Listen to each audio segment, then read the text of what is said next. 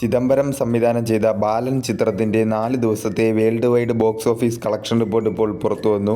ചിത്രം 4 ദിവസം കൊണ്ട് വേൾഡ് വൈഡ് 17.09 കോടിയാണ് നേടിയത്. കേരളത്തിൽ നിന്നും 7,22,00,000 രൂപയും കർണാടകത്തിൽ നിന്നും 1.07 കോടിയും തമിഴ്നാട്ടിൽ നിന്നും 59 ലക്ഷം രൂപയും തെലുങ്കു സ്റ്റേറ്റിൽ നിന്നും 17 ലക്ഷം രൂപയും റെസ്റ്റ് ഓഫ് ഇന്ത്യയിൽ നിന്നും 22 ലക്ഷം രൂപയും ഓവർസീസിൽ നിന്നും 7,82,00,000 രൂപയുമാണ് ചിത്രം 4 ദിവസം കൊണ്ട് വേൾഡ് വൈഡ് നേടിയത്.